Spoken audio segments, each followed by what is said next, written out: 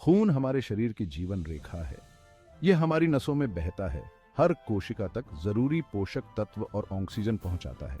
लेकिन क्या आपने कभी सोचा है कि इस महत्वपूर्ण तरल पदार्थ को क्या बनाता है? इसका जवाब रक्त कोशिकाओं नामक छोटे सूक्ष्म घटकों में निहित है। ये कोशिकाएं हमारे शरीर की अनसुनी हीरो हैं। ये संक्रमण से लड़ती हैं, चोटों को ठीक करने में हमारी मदद करती हैं और ये सुनिश्चित करती हैं कि हमारे अंगों को जरूरी ऑक्सीजन मिले। रक्त कोशिकाएं कई प्रकार की होती हैं, जिनमें से प्रत्येक की अपनी अनूठी भूमिका होती है। Red blood cells, white blood cells, platelets, eosinophils और रेटिकुलोसाइट्स, ये सभी हमारे स्वास्थ्य को बनाए रखने में महत्वपूर्ण भूमिका निभाते हैं। आइए एक बूंद खून के भीतर मौजूद आकर्षक दुनिया की यात्रा शुरू करते हैं।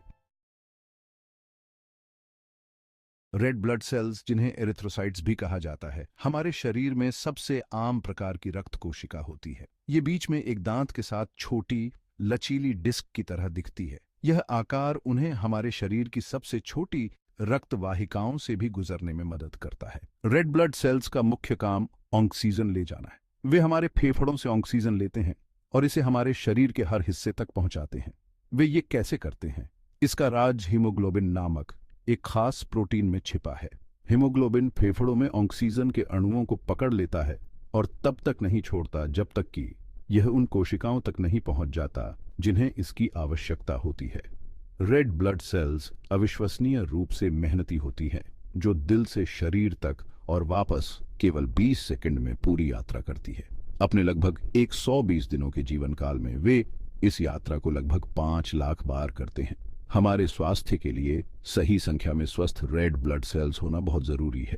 इसलिए डॉक्टर यह सुनिश्चित करने के लिए नियमित जांच के दौरान अक्सर हमारे रेड ब्लड सेल काउंट की जांच करते हैं कि सब कुछ संतुलन में है। व्हाइट ब्लड सेल्स या ल्यूकोसाइट्स हमारे इम्यून सिस्टम के योद्धा हैं। वे शरीर की निजी सेना की तरह हैं, जो हमेशा आक्रमणकारियों की तलाश में रहती है। ये आक्रमणकारी बैक्टीरिया, वायरस या कोई अन्य हानिकारक पदार्थ हो सकते हैं जो हमारे शरीर में नहीं होने चाहिए। जब उन्हें कोई घुसपैठिया दिखाई देता है तो व्हाइट ब्लड सेल्स हरकत में आ जाती है।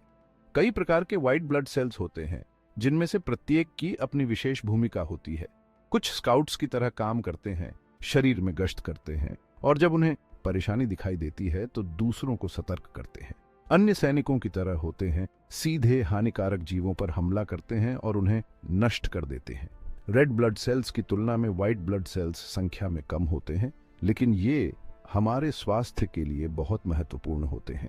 जब हम बीमार पड़ते हैं तो हमारा शरीर अक्सर संक्रमण से लड़ने के लिए ज्यादा व्हाइट ब्लड सेल्स का उत्पादन करता है। ज्यादा संख्या यह संकेत दे सकती है कि हमारा शरीर किसी चीज से लड़ने के लिए कड़ी मेहनत कर रहा है। प्लेटलेट्स, जिन्हें थ्रोम्बोसाइट्स भी कहा जाता है, सभी रक्त कोशिकाओं में सबसे छोटी होती है, लेकिन उनके आकार को देखकर धोखा न खाएं। वे हमें स्वस्थ रखने में बहुत बड़ी भूमिका निभाते हैं।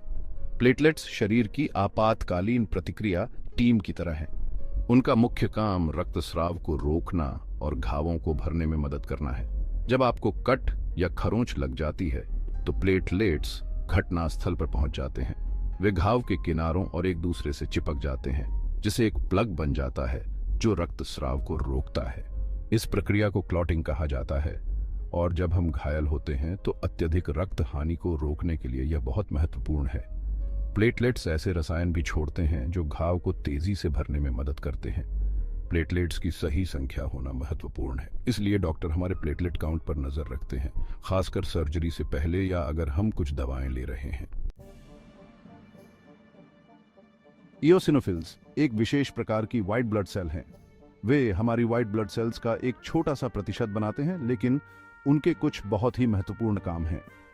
इओसिनोफिल्स का एक मुख्य काम परजीवियों से लड़ना है। अगर हमारे शरीर में कोई परजीवी प्रवेश करता है तो इओसिनोफिल्स घटनास्थल पर पहुंच जाते हैं।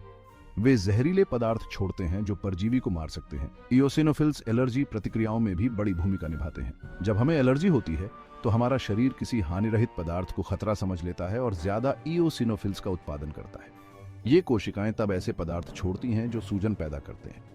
इओसिनोफिल काउंट ज्यादा होने का मतलब एलर्जी, परजीवी संक्रमण या कुछ खास तरह के कैंसर का संकेत हो सकता है। इओसिनोफिल के स्तर की निगरानी करके डॉक्टर ये जान सकते हैं कि हमारे शरीर में क्या हो रहा है। रेटिकुलोसाइट्स युवा अपरिपक्व रेड ब्लड सेल्स होते हैं। वे रेड ब्लड सेल की दुनिया के नए खिलाड़ियों की तरह हैं जो ट्रेनिंग से बाहर आए हैं और अपना काम शुरू करने के लिए तैयार हैं। इन कोशिकाओं का उत्पादन हमारे अस्थि मज्जा में होता है और फिर रक्त प्रवाह में छोड़ दिया जाता है। अगले 1 या 2 दिनों में वे पूर्ण रेड ब्लड सेल्स में परिपक्व हो जाते हैं। रेटिकुलोसाइट्स महत्वपूर्ण हैं क्योंकि वे हमें वास्तविक समय में यह बताते हैं कि हमारा शरीर कितनी अच्छी तरह से नई रेड ब्लड सेल्स का उत्पादन कर रहा है। आमतौर पर रेटिकुलोसाइट्स हमारे रेड ब्लड सेल्स का लगभग 1 से 2% बनाते हैं। यदि यह प्रतिशत अधिक है तो इसका मतलब यह हो सकता है कि हमारा शरीर रेड ब्लड सेल्स का उत्पादन करने के लिए अधिक काम कर रहा है। यह एनीमिया या खून की कमी का संकेत हो सकता है।